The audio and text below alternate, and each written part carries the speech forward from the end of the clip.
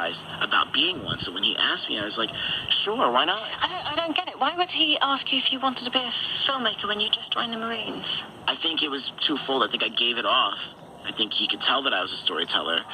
And two, that as a person, he may have sensed some sort of queerness about this is a much more protected place to be in the Marine Corps than anywhere else. It's a creative unit. My gayness, my effeminacy could be affirmed as creativity. Because this was a time in the military, wasn't it, where don't ask, don't tell was the policy. No one's going to ask you if you're gay, and you don't tell anybody you're gay. That's the deal. Exactly.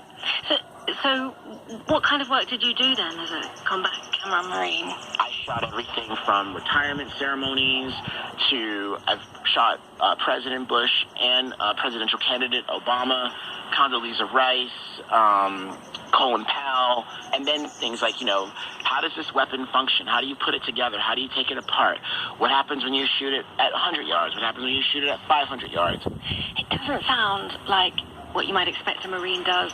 You must have thought you'd landed on your feet. To a degree, yes and no. I mean, the funny thing is, I think my mother's house really trained me for don't ask, don't tell. So you were still trying to hide your sexuality? Yes, I had to. In that situation, I'm like, I don't want anyone knowing that I'm gay. I don't even want it. I don't want to give them any proof.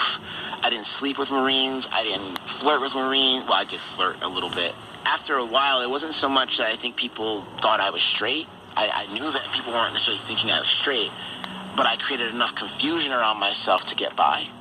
Did the military become your home? No, the military was not my home.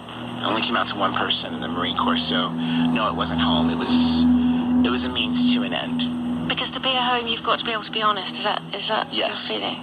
Yes, I was never comfortable in the Marine Corps. It was like I was in a shelter bed. Now I'm in a Marine Corps bed. How long did you stay in the military? 5 years. I stayed until 2010. And at that point, he decided to go to university. Got into Columbia, no less. It was something he'd always dreamed of. That whole time when I was homeless, I was stealing books. You know what I mean? I wanted to be educated desperately. And my mother, I remember when I was a kid, I was on her hip going to college. Most of my baby pictures are me asleep in the library because she's studying for something.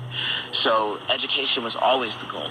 How was adapting to student life at that point? It was a dream come true. I loved it. I loved being in a place where my opinions mattered. Like my first semester, I got all A's. However, at the end of the semester, the 17, 18, 19-year-olds that I was taking class with, it was like a parade of family who were waiting to take them home, like people who were excited to have them back. Pets were brought and toys and flowers and banners and all of this excitement over like our Ivy League student is coming home now. And it made me, for the first time in 15 years, actively think about what is this place for me? Where is home for me?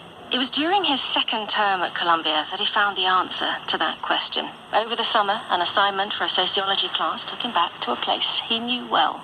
We were studying social networks, and they were like, find an area where social networks takes place.